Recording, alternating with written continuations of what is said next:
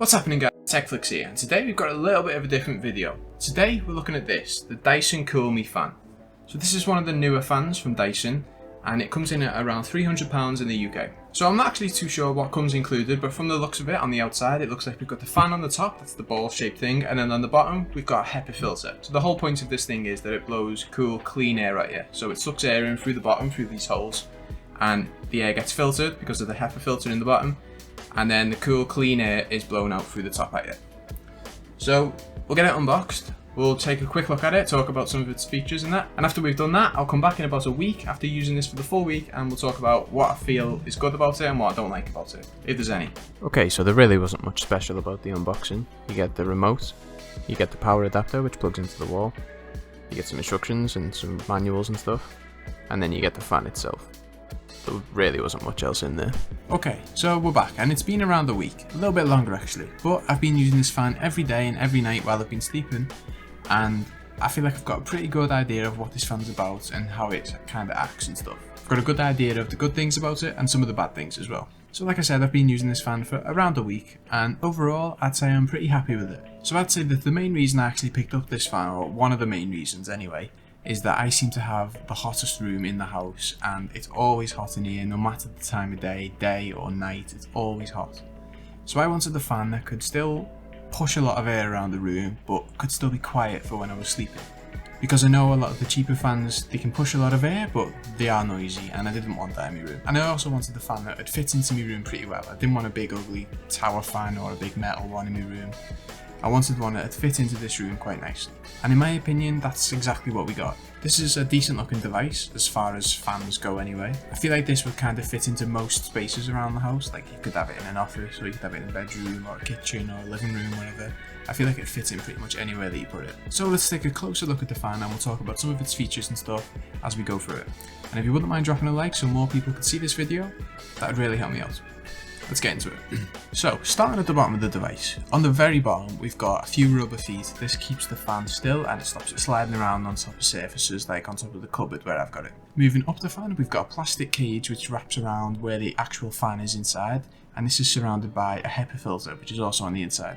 We'll get into that later though, but this is where the air is sucked in through the bottom of the fan. On the front of that cage we have a little tiny circle LED screen. So this mainly shows the speed which you've got your fan set at. So it goes from 1 to 10, 10 being the strongest, 1 being like hardly on at all. Mostly I found myself using it from about 4 to 6. Keeping it on 4 mostly when I was sleeping and in bed and stuff, because you can't really hear it when it's on about 4. As you go above 5, that's when you can start to hear it when it's just blowing air and stuff. So I kept it on about 4 when I was sleeping, and in the daytime I'd maybe move it up to 6 if it was really hot. It's not necessarily noisy once it goes above 5, but you can actually just hear it in the room and it's just kind of in the background. But once you're kind of below 5, to me anyway, I couldn't seem to hear it. So 4 was about the sweet spot where I could still feel air being pushed around and I couldn't actually hear the fan, so it didn't seem to bother me. So 4 was kind of the sweet spot for me. As far as actually pushing air around the room, I'd say it does a pretty decent job. I have it set about a metre away from my bed. I can still feel air being pushed around the room when I'm either at this computer or I'm in bed. They do say on the website that it's designed to kind of deliver air directly to you, so you should have it aimed at where you'll be sitting or where you'll be lying. And I have mine quite far away and it kind of covers my whole room really, but they do kind of stress that on the website that it's designed to deliver air directly to you. They stress it enough to put it in the frequently asked questions twice, so it's kind of a big thing for them. I'll throw in a few clips of some of the different speeds so you can sort of get an idea of how loud they are compared to how much air they're pushing.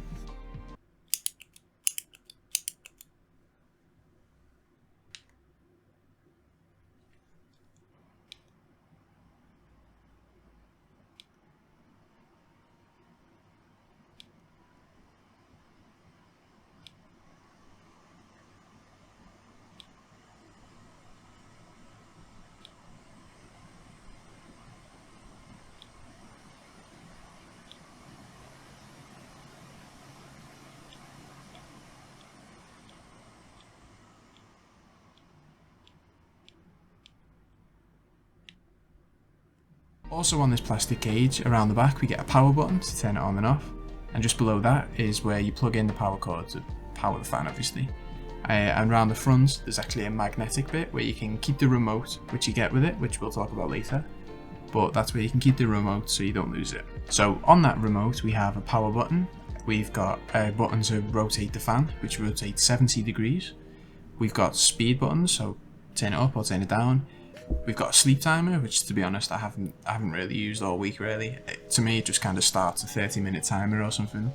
I'd need to look into how to set that up properly, but I've kind of just left it on. And you also get a little information button which tells you how healthy your HEPA filter is. So if you push it, I've just got the fan, so it's obviously fine, so you get a little green tick, but that'd kind of give you an indication of when you need to change your filter. Speaking about that filter, to access it, you push the 2 buttons on the side of the white ball on the top, and the top of the fan just lifts off, and then you've got access to the filter.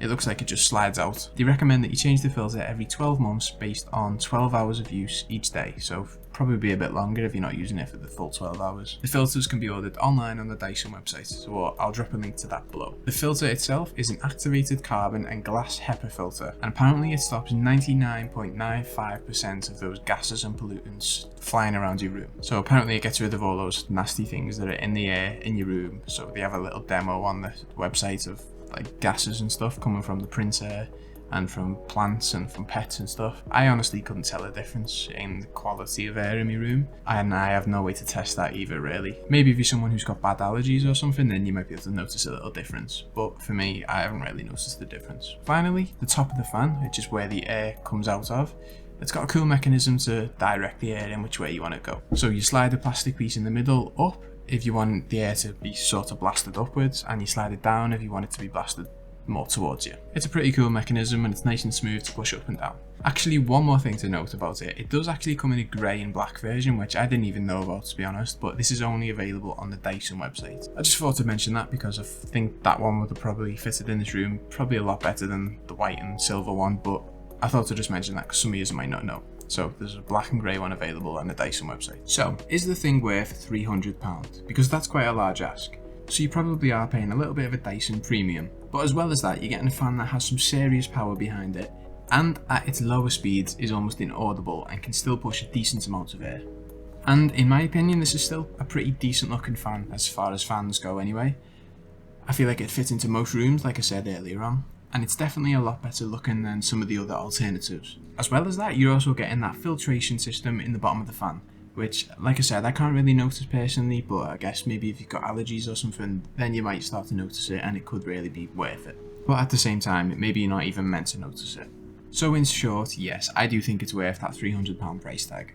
It is a premium device, but it also has some features which kind of warrant it to be that £300 price tag. It also kind of looks like a premium device. It definitely doesn't feel cheap, and it doesn't look cheap even in my opinion. So we'll have a few links for these down below. I'll link both colours, one on the Dyson website and one just on Amazon or something. But of course, I want to hear from you guys. Are you guys thinking about picking one of these up? If so, let me know down below.